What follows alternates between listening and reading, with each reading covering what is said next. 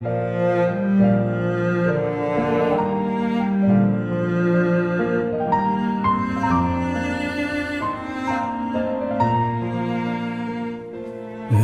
본문을 따라 그리스도 안에서 구원에 이른 참 믿음의 표지를 살펴보면서 주님 안에 있는 참 믿음의 정체, 또 구원의 영광을 다시 한번 배우며 확신하기를 원합니다. 성령께서 이 말씀을 강론하는 중에 우리 모두에게 기름 부으심을 주시어 그리스도 안에 있는 구원의 은혜의 영광을 더 알게 하시기를 바랍니다.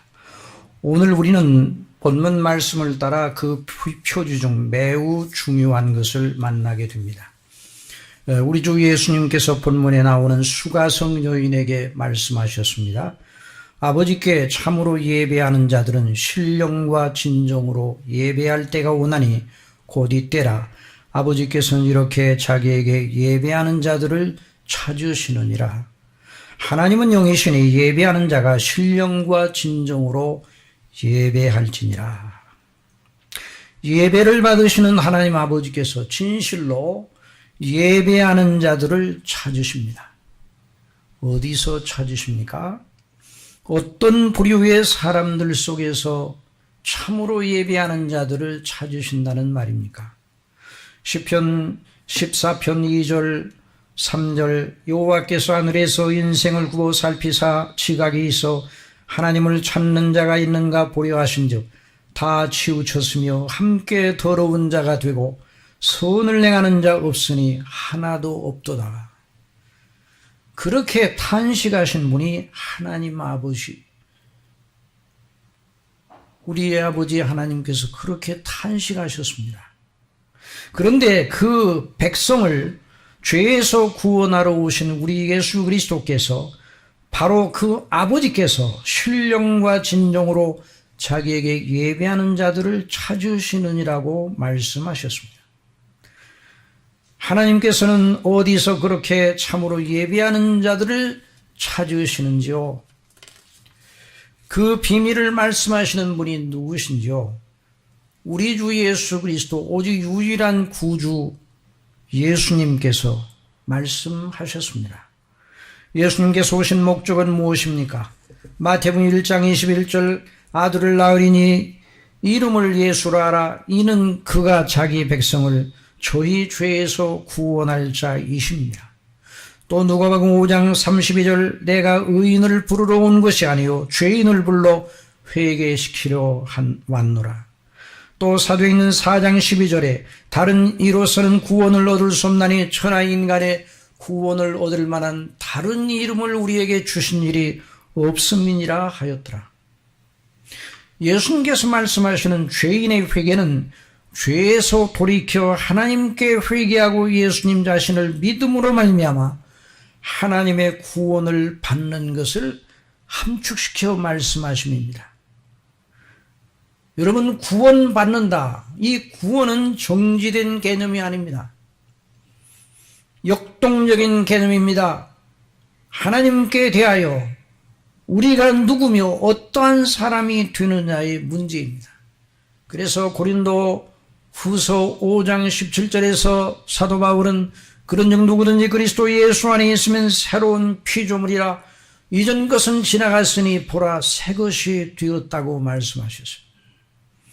그러니 구주 예수님께서 아버지 하나님을 참으로 예배하는 자를 찾으신다는 말씀과 주님께서 친히 이 땅에 오시어 죄인을 구원하시려 하신다는 것이 따로따로 떨어진 별개의 일이 아닙니다. 예수님께서 마치 이 본문에서 이렇게 말씀하시는 것 같습니다. 내가 사람을 그 죄 하나님을 대적하고 불순종하는 죄로 인하여 멸망에 처한 데서 건져내어 하나님 아버지를 참으로 예배하는 자로 세우려 함이로라. 구원받았다는 것은 단순히 지옥에 가지 아니하고 천국의 좋은 것을 누리게 되었다 하는 우리의 이익 중심, 우리의 행복 중심이 아니라 하나님과의 관계에 대한 것입니다.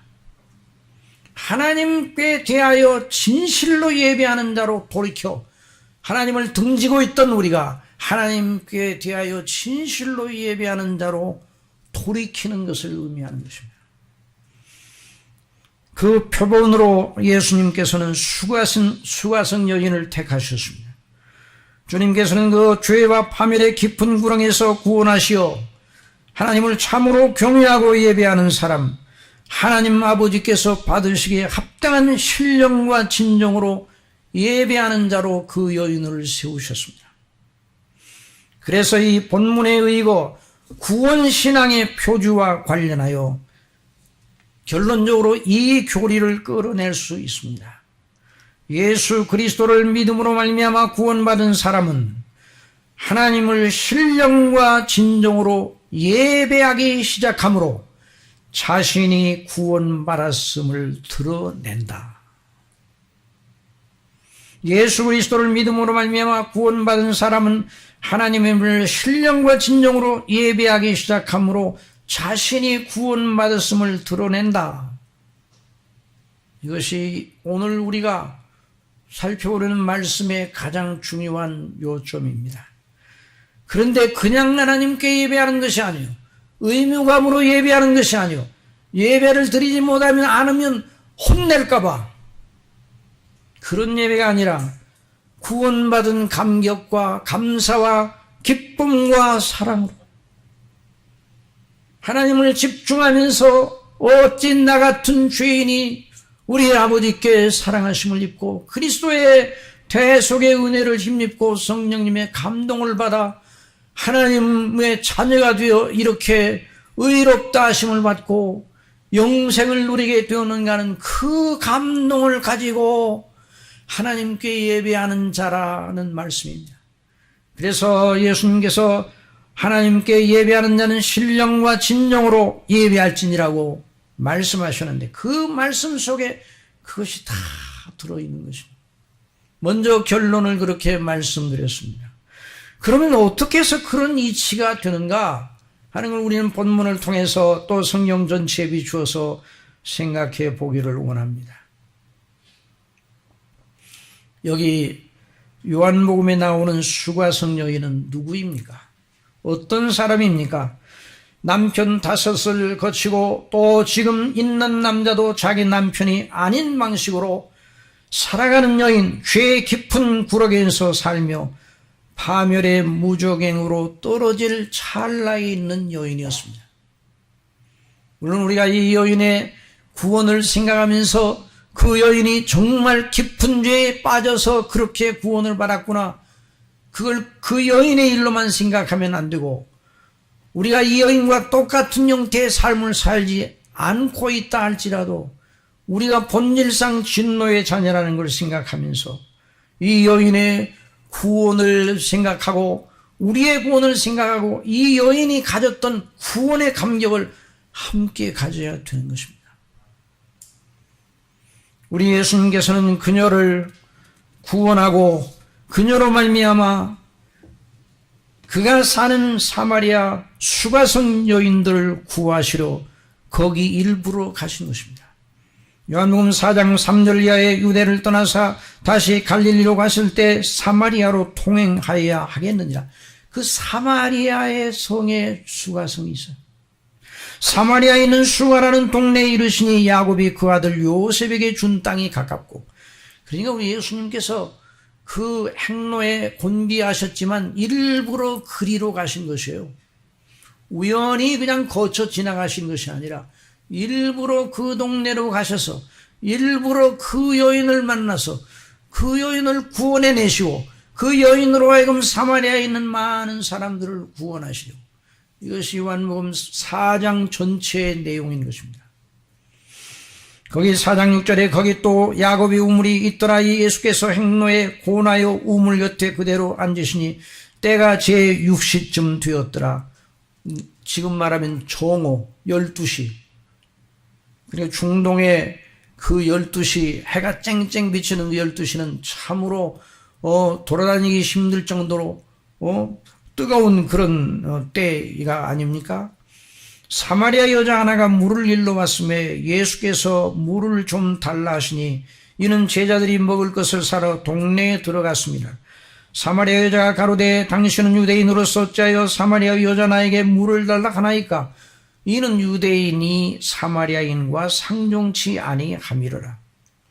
그런 경위로 시작된 수가성 여인과 예수님의 대화 속에서 수가성 여인은 하나님을 등진 죄와 파멸의 깊은 웅덩이에서 예수님을 믿음으로 말미암아 하나님의 나라로 옮겨지는 대역사가 거기에서 일어난 것이에요. 그날 그가 영생을 얻었습니다. 하나님의 자녀가 되었습니다. 하늘의 영원한 기업을 물려받는 상속자가 되었습니다. 요한복음 3장 16절에 하나님의 세상을 이처럼 사랑하사 독생자를 주셨으니 이는 저를 믿는 자마다 멸망치 않고 영생을 얻게 하려 하십니다. 우리 3장 17절 다 같이 읽으십시다. 하나님이 그 아들을 세상에 보내신 것은 세상을 심판하려 하시며 저로 말미암아 세상의 구원을 받게 하려 하십니다. 그녀가 구원에 이르게 되는 경우에서 예수님과 그 여인 사이에 하나님께 대하여 예배하는 문제가 언급되었습니다. 그리고 예수님께서 그녀에게 하나님께 대하여 참으로 예배하는 이 일의 비밀을 누설하 했어요. 비밀은 누설한다고 그러잖아요. 이런 말이 이제 나쁜 의미로 쓰이지만 우리 성경적으로는 그 비밀을 계시하셨다 이렇게 대체로 표현되지만 마치 감춘 것을 혼자만 열어 보여주시는 것처럼 그 사람을 상대로 해서 그 여인을 상대로 해서 그 비밀을 누설하여 주셨어요. 그리고 그 말씀을 들은 수가성 여인은 구약 성경이 약속하고 있는 구주 그리스도를 떠올렸습니다. 물론 그녀의 생각을 그리로 주도하시는 주님의 은밀한 역사가 그녀 마음속에 있었기 때문에 일어난 일이죠. 그녀의 생각이 주님의 말씀을 따라갔습니다. 그리고 결국 구약 성경의 약속의 핵심인 그리스도를 떠올리게 되었어요. 성령의 줄기를 따라서 나가는 자, 바로 그리스도의 놀라운 예언의 말씀, 특별히 구약 성경을 그렇게 읽다가 하나님의 은혜를 받아서 그 줄기를 따라가게 되면 구약 성경에서 푸단하게 예언되는 그리스도를 만나게 되는 것이죠. 사람이 성경이 말하는 구주 예수 그리스도를 진실로 진지하게 생각하기 시작하면 그 사람이 흑암 속에서 빛을 보기 시작한 셈이에요. 이미 믿는 저와 여러분도 언제나 성령대로 그리스도를 마음에 떠올리고 깊이 진지하게 생각하기를 원합니다. 자주 할수록 좋습니다. 그러면 영적인 빛을 충만하게 얻게 됩니다. 우리들도 이미 구원에 이르렀다는 사람들도 흑암의 그림자에 우리 마음이 덮여 아무것도 보이지 않을 때가 있어요. 그때 우리 예수님을 깊이 생각하십시오. 베드로후서 1장 19절에 또 우리에게 더 확실한 예언이 있어 어두운 데 비추는 등불과 같으니 다 같이 읽읍시다. 날이 새어 샛별이 너희 마음에 떠오르기까지 너희가 이것을 주의하는 것이 가하니라.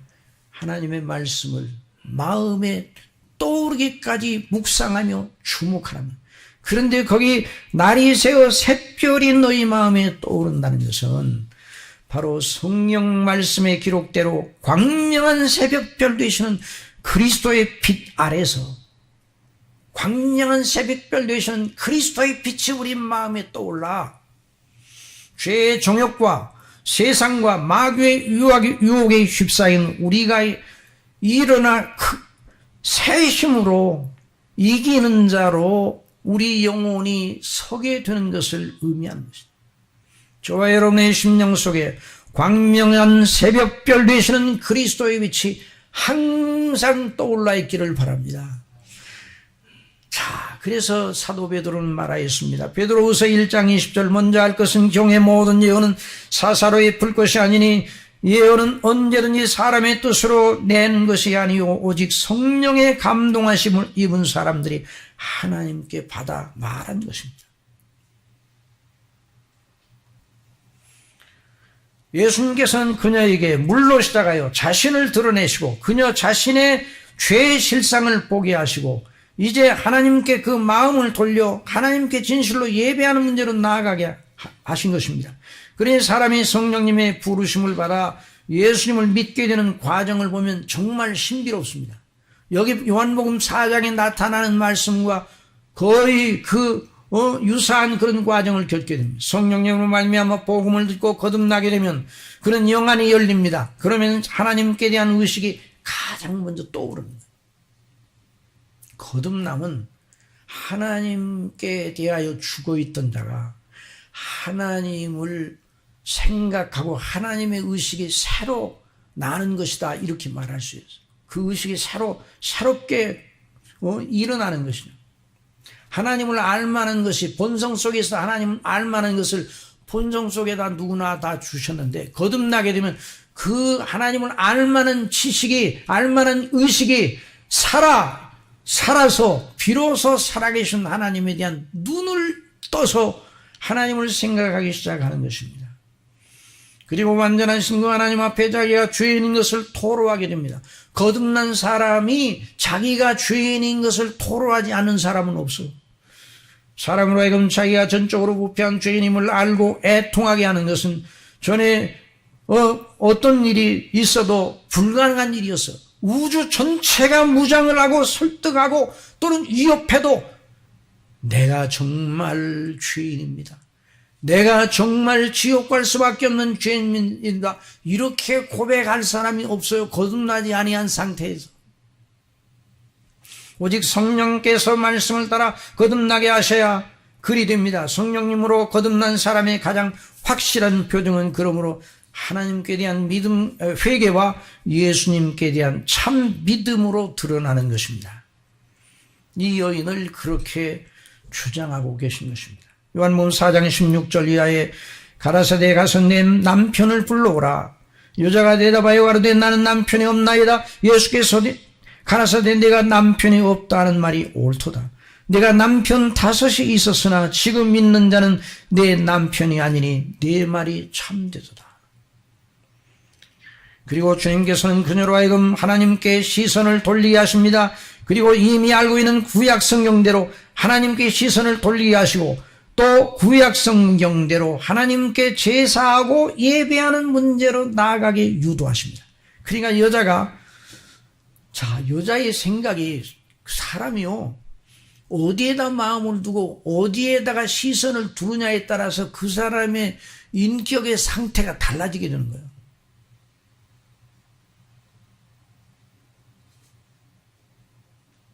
그러니까 사람이 무엇을 바라보느냐에 따라서 그 사람의 생각이 달라지게 되는 거예요.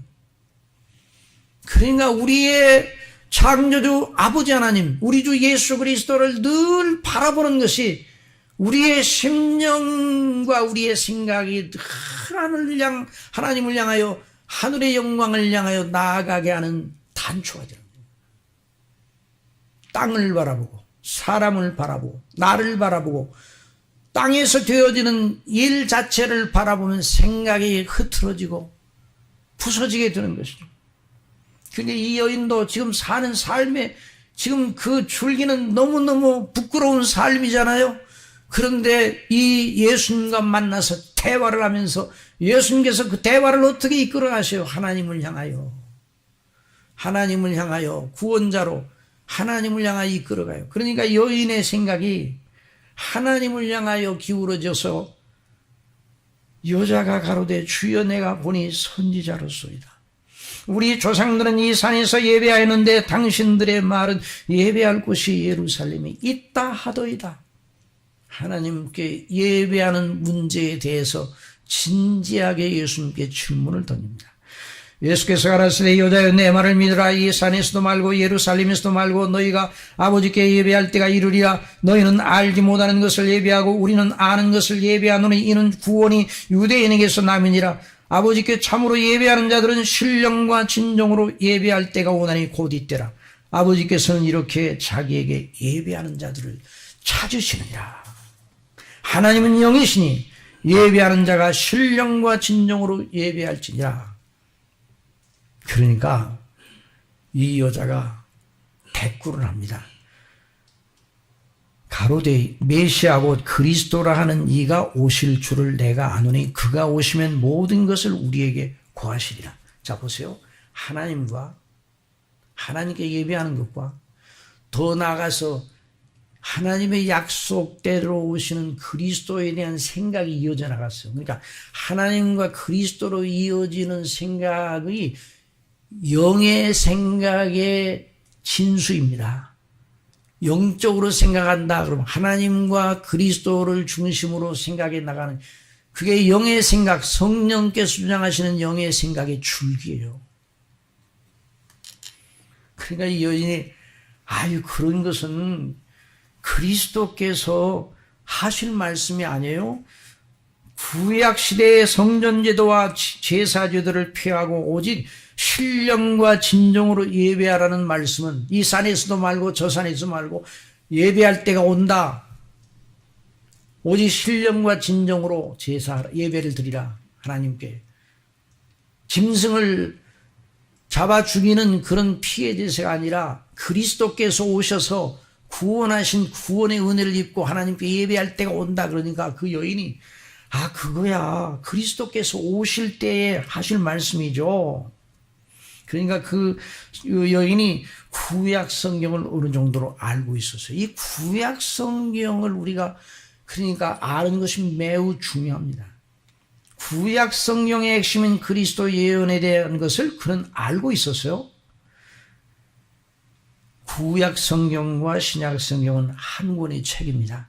그러면서 두 책으로 하나님의 말씀의 진정성과 권위를 증거하는 그래서 피조물 중에 아무도 무너뜨릴 수 없는 책이 바로 성경이에요. 요즘 우리가 목사님을 통해서 구약 성경을 자세하게 배우고 있는 것은 참 너무나 복되고 아름답습니다. 여러분 구약 성경의 그리스도 예언을 기초로 구약의 성취로서 오신 신약의 그리스도와 그 믿음을 증거하는 것이 사도들의 설교 방식이었어요. 사도들은 또한 그 방식을 누구한테 배웠는가? 예수님께 배웠습니다. 그래서 모든 설교자들은 그 사도의 본을 따르는 것이죠. 사도들이 우리 주님께 배웠다고 그랬는데 우리 예수님께서 어떻게 하셨어요? 사도들에게 누가복음 24장 25절에 부활하신 예수님께서 엠마오로 가는 두 제자에게 말씀하셨습니다. 가라사대 미련하고 선지자들의 말한 모든 것을 마음에 더디 믿는 자들이요 그리스도가 이런 고난을 받고 자기 영광에 들어가야 할 것이 아니냐 하시고 이에 모세와 및 선지자들의 글로 시작하여 모든 성경에 쓴 바 구약 성경이요 자기에 관한 것을 자세히 설명하신다. 자, 신약 성경을 쓴 사도들은 어떻게 했는가? 사도행전 17장 2절에 바울이 자기의 규례대로 조회계로 들어가서 새 안식일에 무엇을 강론했다고 그랬어요? 성경을 강론하고 성경을 가지고 강론. 이 성경은 구약 성경이에요. 뜻을 풀어 그리스도가 애를 받고 죽은 자 가운데 다시 살아나야 할 것을 증명하고 이르되 내가 너희에게 전하여 준 이 예수가 곧 그리스도라 하니. 이 신약 성경은 구약을 성령의 감동을 받은 사도들이 풀어서 증거하고 적용한 말씀. 그러면서 그리스도의 그 재림의 약속을 따라서 그리스도를 대망하게 사도들이 증거한 말씀을 내용으로 하고 있어. 그리고 우리의 믿음의 삶의 적용은 바로 그런 성경의 강론을 기초로 추출되는 교훈을 중심으로 이루어져야 합니다. 그래서 교리가 그렇게 중요한 것입니다. 그리고 목사님을 통해서 늘 구약 성경 또 물론 신약 또 수요예배 때는 또 우리 마태복음 5장을 6장을 강론하고 계시는데 교리가 늘 설교는 교훈과 교리예요. 그러니까 성경을 강론하여 거기서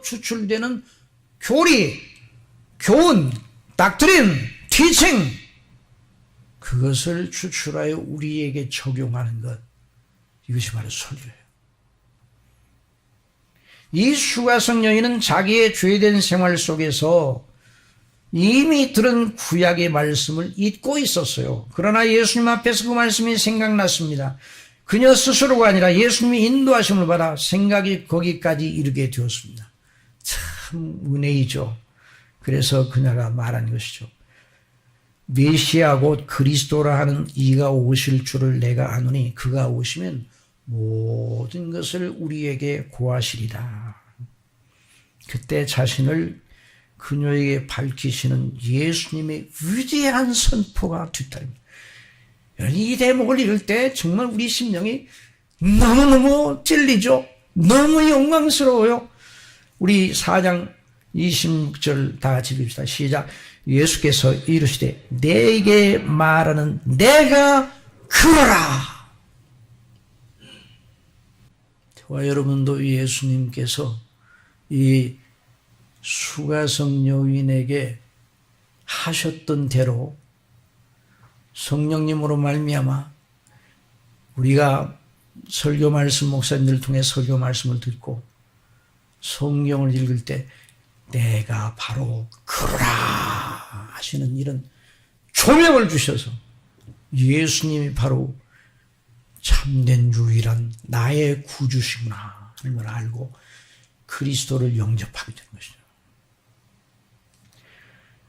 그 말씀을 들은 그녀가 즉시로 보인 구체적인 행동의 세부 내용은 여기에 나오지 않습니다. 그 여인의 심령 속에 일어났던 그 정서가 어떠하였는지 성경은 밝히지 않고 있어요. 여러분, 여인이 그 소리를 맹송맹송하게 들었다면 이 성경에 기록될 리가 없어요. 네게 말하는 내가 바로 그리스도야.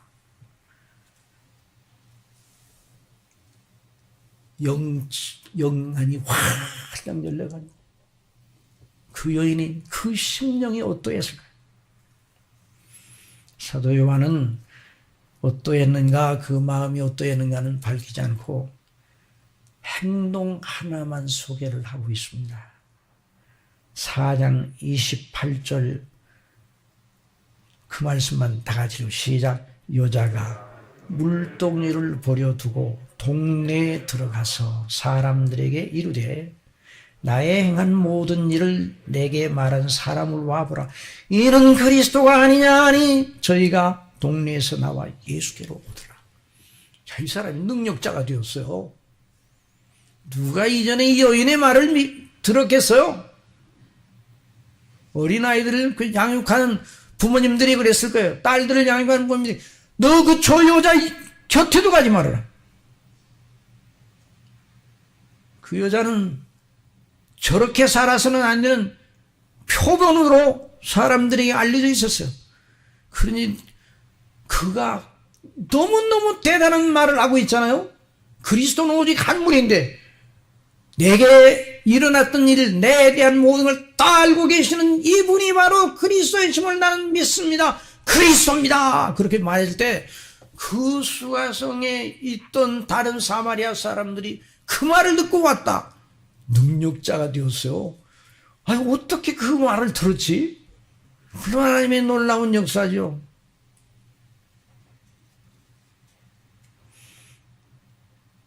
예수님께서 그리스도이심을 고백하는 그녀의 행동, 그 고백의 진실성을 입증할 때 사마리아 사람들이 그 말에 청종하게 된 일, 그것만 사도 요한이 기술을 하였어요.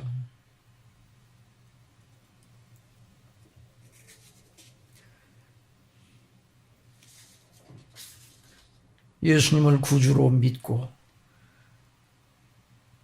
그 따라 그 예수님이 그리스도의 되심을 알고 물동이를 버려두고 동네로 들어갔어요.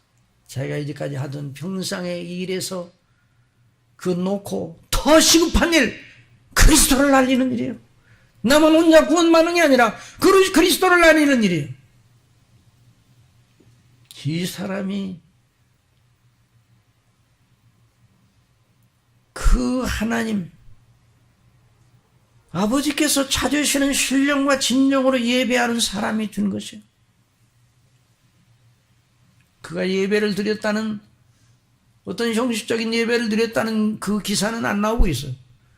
그러나 그 여인의 삶은 그때부터 예배자로서의 삶이 시작이 된 것입니다. 그리고 그 예배의 그 일은 지금도 계속되고 있습니다. 그 여인은 지금 하나님 아버지 앞에서 계속 예배로 영광을 돌리며 감격하며 기쁨으로 찬미하고 계시는 것을 여러분 믿으시기 바랍니다. 너무 놀라운 일이에요. 그러니까 이 하나님께 대한 예배가 맹성맹성 의무감으로 그냥 언제 끝나나 지루하게 뭐 그런 예배가 아니어야 돼요.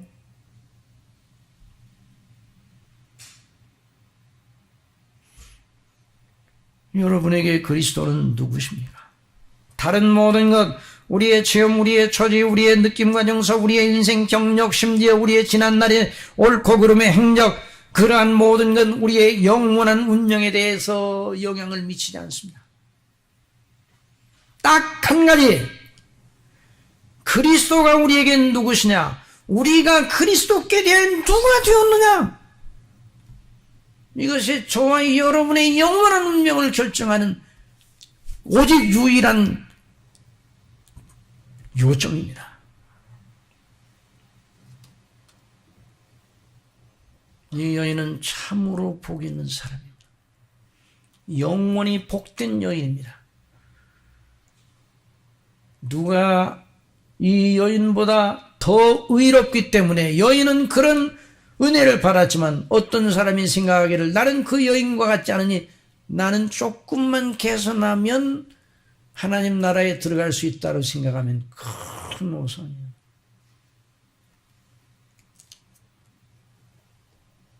우리도 다 하나님 앞에서 이 여인과 동점이었어. 다 0점 인생이었어. 이 여인을 구하신 그 예수님, 저와 여러분을 구하셨습니다. 이 여인의 죄를 지고 십자가에 못 박혀 죽으신 그분이 저와 여러분의 죄를 지고 십자가에 못 박히셨어요. 이 여인은 죄의 깊은 수렁에 빠져 사람들 앞에서 부끄러워 아무도 오지 않은 대낮에 우물을 기르러 왔습니다. 그러나 이제 그녀는 그리스도를 믿고 구원받고 하나님 아버지께 참으로 신령과 진정으로 예배하는 자로 새로 났습니다. 이제 동네 사람들 앞에 당당하게 나타나 주님 그리스도 손에서 그리스도를 손에 붙잡혀 그리스도를 전파하며 믿게 하는 큰 전도자의 일을 시작을 했습니다. 사실은 예수 그리스도를 믿는 사람 전체가 참으로 구원받은 자는 전도자가 되기 시작하는 게 그날로 나 같은 죄인을 구원하신 주님을, 그리고 그 나 같은 죄인을 구원하신 그 주님께서 나와 똑같은 처지에 있는 내가 아는 사람들에게 복음을 전해야 된다 하는 이런 거룩한 그 압박감을 가져야 되는 거죠. 실로 사람이 그리스도를 믿음으로 말미암아 구원을 받으면 그때부터 그 사람을 살아계시는 하나님께 참된 예배를 드리기 시작하는 것입니다. 성경 전체는 구원신앙, 구원에 이른 믿음을 가진 자는 하나님께서 받으시는 예배, 곧 신령과 진정으로 아버지 하나님을 예배하는 자로, 그리고 영원히 예배하는 자로서의 그 놀라운 고백을 나타내는 것입니다.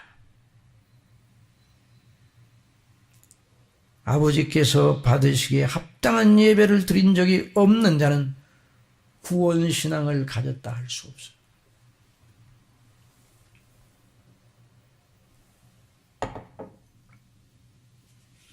성경은 처음부터 그 요점을 아주 선명하게 드러내 줍니다. 아벨과 가인의 경우가 그렇습니다. 창세기 4장 1절에 아담이 그 아내 하와와 동침하며 하와가 잉태하여 가인을 낳고 이르되 내가 여호와로 말미암아 득남하였다 아니라 그가 또 가인의 아우 아벨을 낳았는데 아벨은 양치는 자였고 가인은 농사하는 자였더라. 세월이 지난 후에 가인이 땅의 소산으로 제물을 삼아 여호와께 드렸고 아벨은 자기의 양의 첫 새끼와 그 기름으로 드렸더니 여호와께서 아벨과 그 제물은 연락하셨으나 가인과 그 제물은 연락하지 아니하시니라. 가인이 심히 분하여 안색이 변하니 여호와께서 가인에게 이르시되 내가 분하여 하면 어쩌미뇨 안색이 변하면 어쩌미뇨. 네가 선을 행하면 어찌 낯을 들지 못하겠느냐. 선을 행치 않으면 죄가 문에 엎드러는지라. 죄의 소원되게 있으나 너는 죄를 다스릴지니라. 히브리서 기자는 이 두 사람의 제사에 대하여 다음과 같이 추석하면서 구원신앙, 참 믿음의 정체를 밝히고 있습니다.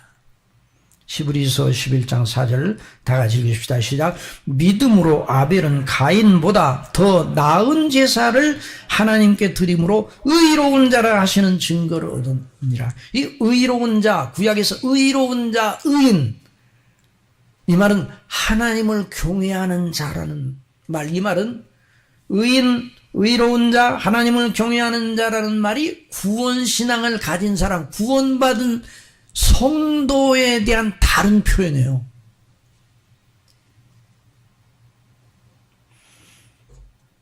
믿음으로 아벨은 가인보다 더 나은 제사를 하나님께 드림으로 의로운 자라 하시는 증거를 얻었으니 하나님이 그 예물에 대하여 증거하심이라. 저가 죽었으나 믿음으로서 오히려 말하느니라. 여기서 아벨이 가인보다 더 나은 제사를 드렸다는 표현은 정도의 비교급이 아니에요. 아벨이 가인보다 그 정도 분량에 있어서 더 진실한 예배를 드렸다, 그 말이 아니에요. 본질의 차이를 말하는 것입니다. 아벨의 제사는 하나님께서 받으실 만한 것이었고, 오늘날로 말하면 아벨은 하나님께서 받으실 만한 참 예배를 드렸고, 가인은 오늘날로 하면 하나님께서 받으실 수 없는 예배를 드렸다는 말이니까, 그렇게 할 수밖에 없었다는 말이니까, 아벨은 구원신앙을 가진 사람이고 가인은 구원신앙을 갖지 못한 사람이라는 말이죠. 다른 말로 아벨은 구원신앙을 가지고 참으로 하나님을 예배하였고, 가인은 구원신앙을 갖지 못하여 하나님께 나아가 예배하는 것 같았으나 하나님께서 그를 받지 않으셨다는 말입니다. 그걸 달리 말하면 아벨은 하나님의 말씀에 따라 하나님께서 원하시는 제사를 드렸고, 가인은 하나님의 말씀이 아닌 자신의 방식을 따라 하나님을 섬기는 식으로 제사를 드렸다는 말입니다. 구원신앙은, 한번 따라합시다. 구원신앙은 말씀신앙이다. 우리 속에 나오는 것이 아니라 하나님이 주신 말씀, 복음의 말씀, 우리 주님께서 하신 말씀의 실마리를 여기서 발견합니다. 아버지께 참으로 예배하는 자들은 신령과 진정으로 예배할 때가 오느니 곧 이때라. 아버지께서는 이렇게 자기 예배하는 자들을 찾으시느니라. 하나님은 영이시니 예배하는 자가 신령과 진정으로 예배할지니라. 아벨의 제사 드리는 일 속에 하나님께 신령과 진정으로 예배 드리는 내용이 들어있었다는 말이에요. 아벨 이후 구약시대의 모든 성전제도와 제사제도 전체는 하나님 아버지께 신령과 진정으로 예배 드리는 것을 핵심으로 삼았습니다.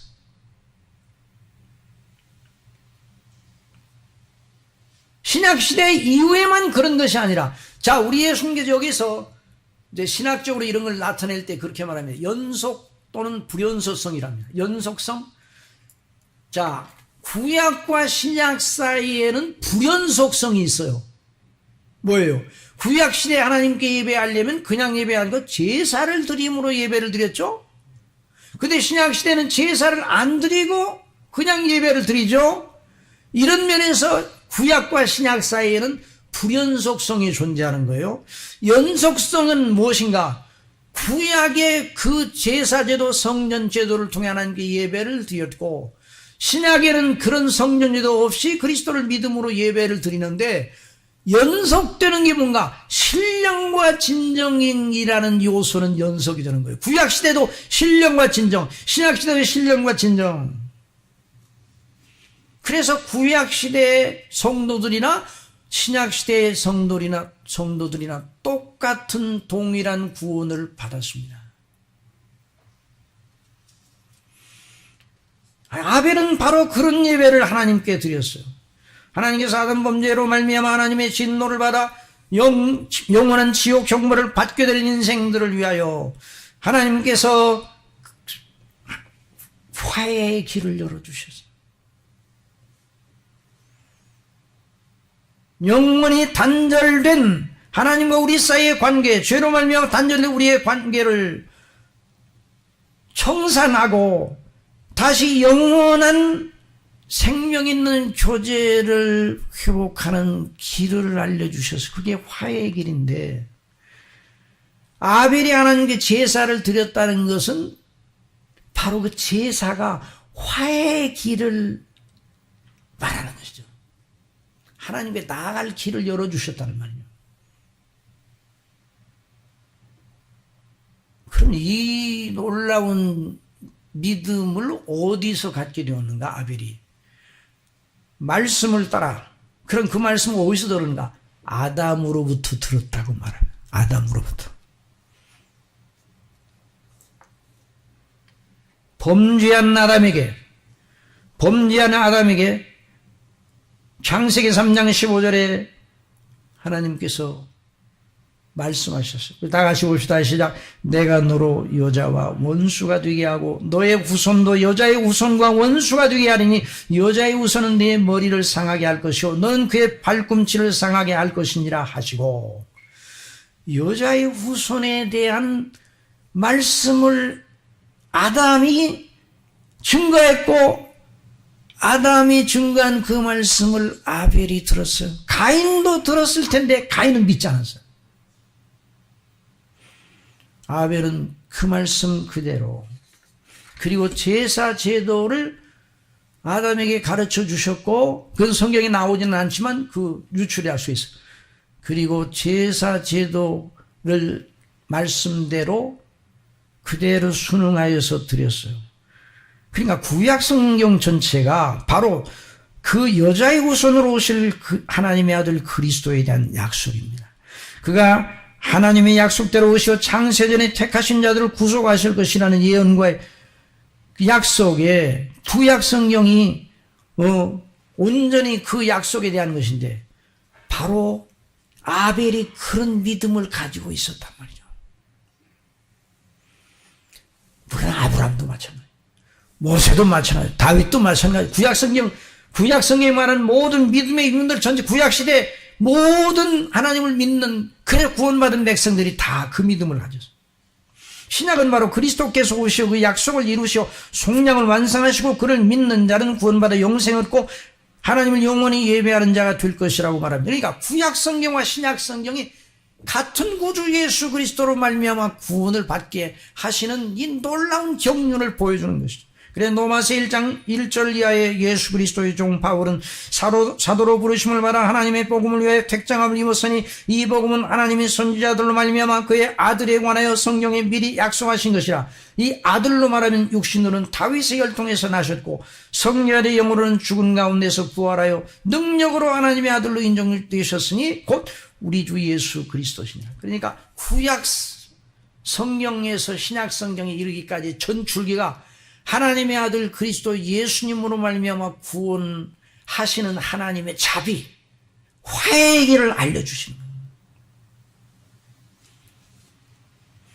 그리스도께서 아브라함과 다윗의 후손으로 오셨습니다. 육체를 입고 성육신하실 때 그러셨다. 아브라함과 이삭과 야곱과 유다 지파와 다윗과 그 가문으로 이어지는 혈통에서 그리스도께서 오셨어요.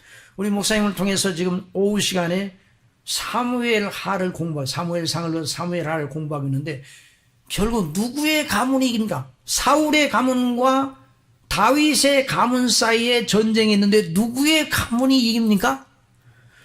그런데 우리가 다윗이 더 착해서 다윗의 가문 편을 들었다. 물론 다윗이 믿음으로 의롭게 행동을 했어요.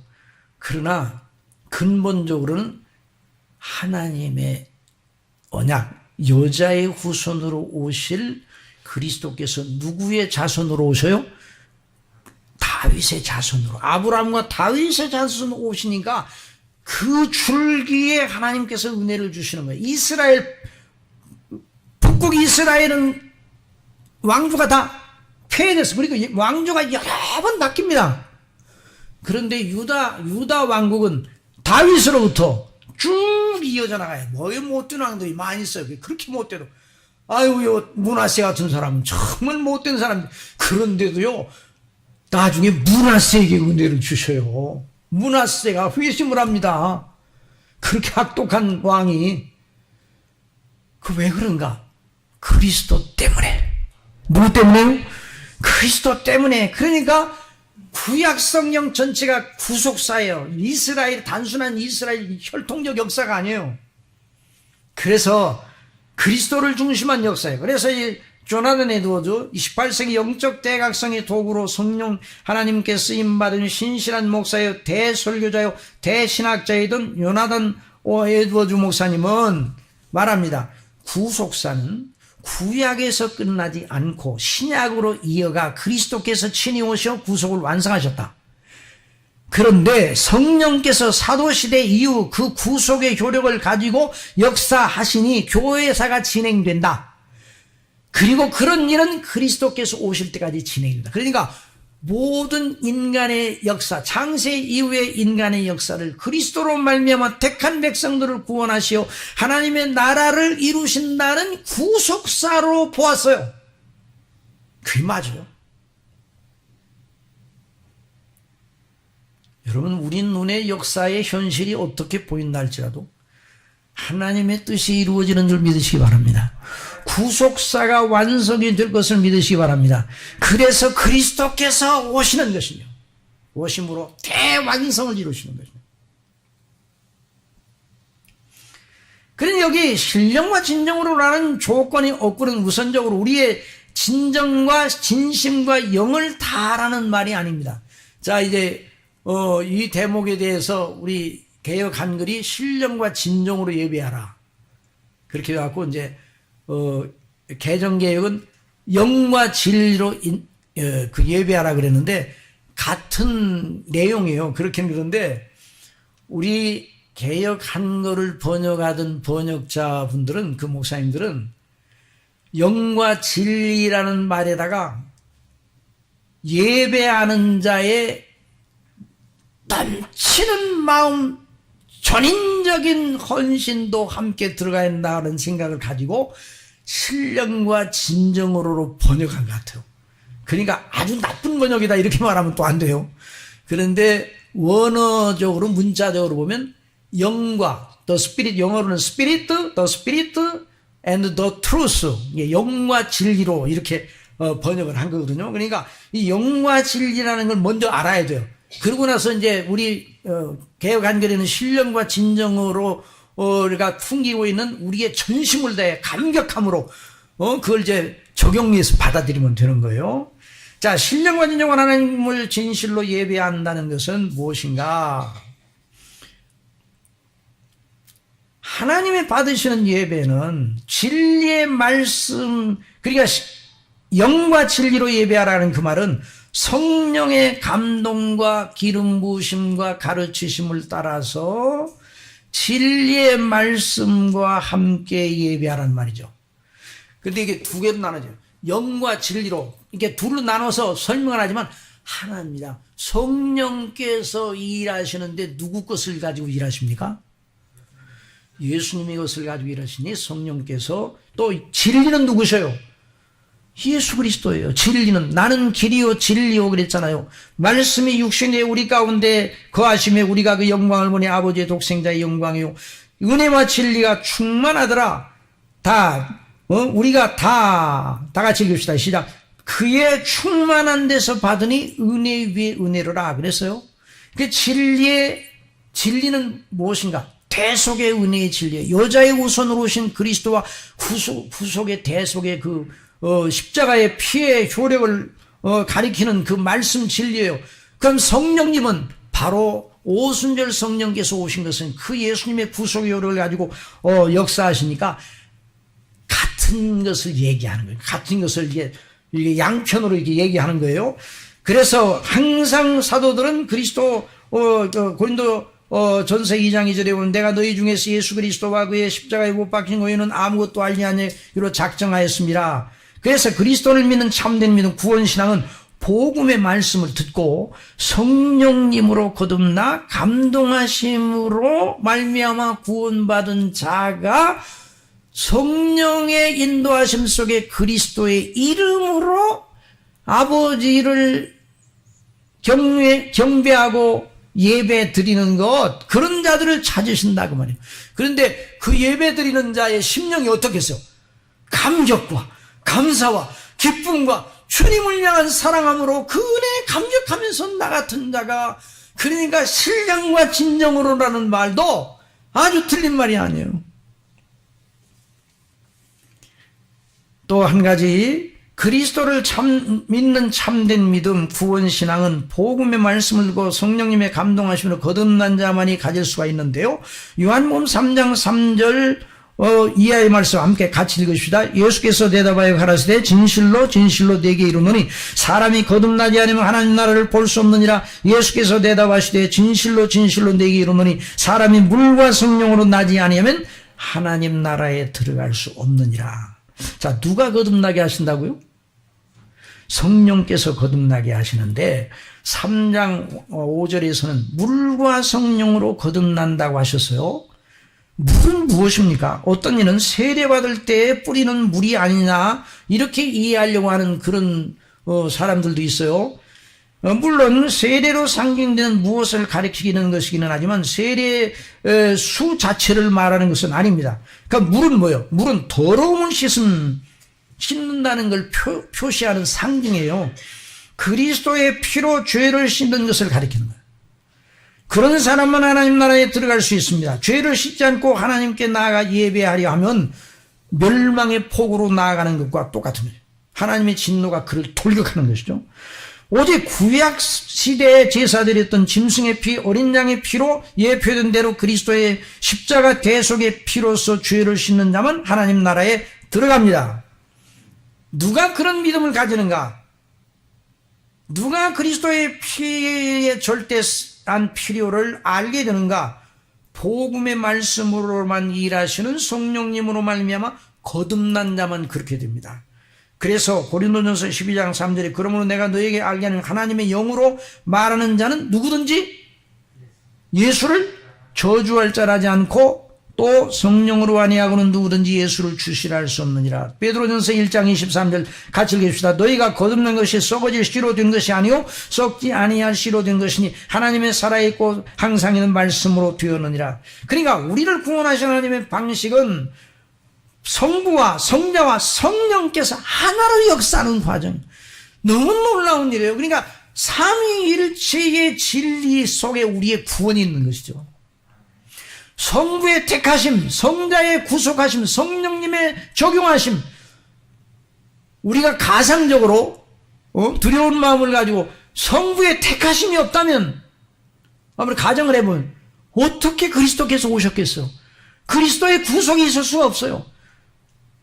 또 성령께서 거듭나게 하지 아니하셨다면 우리를 그리스도께서 우리를 위해 대속하신 그 은혜를 누가 알았겠어요? 아무도 몰라요. 그러니까 사람이 거듭났다는 그 말은, 아니 그 구원받았다는 그 말은 성부와 성부의 택하심과 성자의 구속하심과 성령님의 거듭나게 하심이 함께 열매 맺은 생명의 놀라운 일입니다. 그러니까 이 구원받은 일이 너무너무 큰 일이에요. 저와 여러분이 구원받은 일이 천지를 개벽하는 것보다 더 큰 일이에요. 그래서 새 창조라고 말하는 거예요. 뉴 크리에이션. 그래서 예수님께서 신령과 진정으로 아버지께 예배하라고 말씀하신 거예요. 그래서 우리 구원을 위하여 이런 놀라운 역사가 창세전부터 일어났잖아요. 그러니까 하나님께 구원받은 자가 예배드릴 때, 오늘 우리도 함께 예배드릴 때 우리 예배 속에 성삼위와의 긴밀한 교통이 있게 되는 거예요.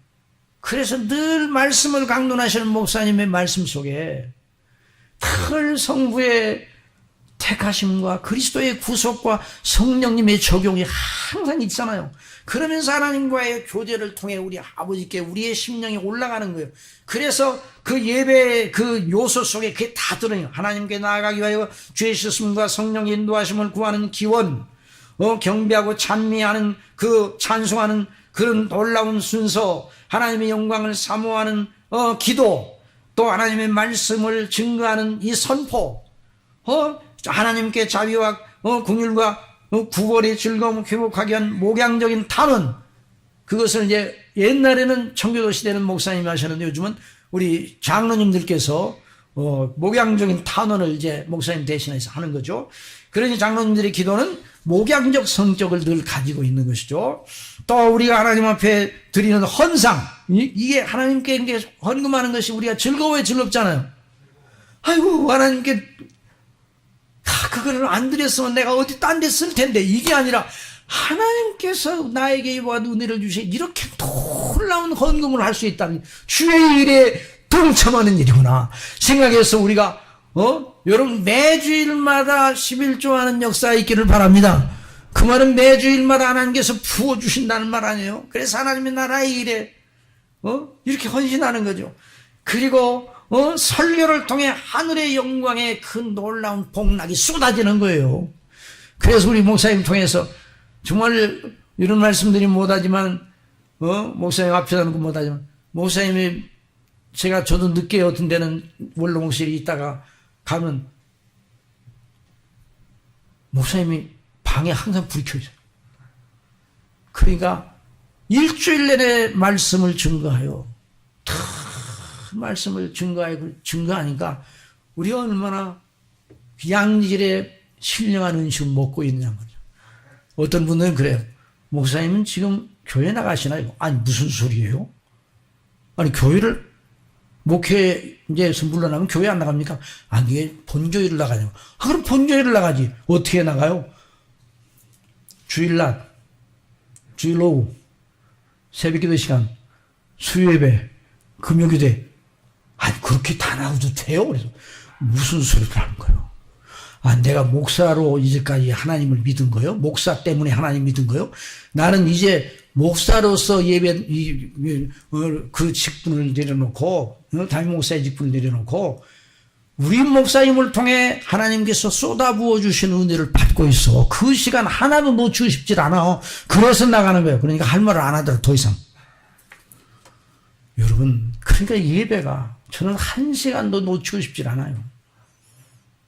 목사님을 통해서 주시는 말씀이 얼마나 아름답고 복되고, 제가 모르던 거 저도 늘 성경을 계속 연구한다고 그랬는데 어디서 그 말씀을 찾아내서 그걸 증거하는지 참 하나님이 놀라운 역사를. 우리 목사님을 위해서 여러분 많이 기도하시고 정말 우리 교회 와서 말씀을 안심하고 먹고 그 말씀을 따라서 묵상하고, 그래서 정말 하나님께 구원받은 날 참된 예배가 이어져 나가는 우리 삶이, 그러다가 지상생에 끝나고 날 예배 중에 하나님 앞에 부르심을 받고 영원히 하나님 앞에 영광의 예배를 충만히 들으는 소망으로 충만해지기를 바랍니다. 기도하겠습니다. 아버지 하나님, 저희 죄로 말미암아 죽었고 하나님을 등지고 달아나던 우리를 아버지께서 그리스도 안에서 창세전부터 사랑하시고 택하시고 그리스도의 피로 구속하시고 성령님으로 감동하셔서 아버지를 예배하게 하다니요. 이 감격, 이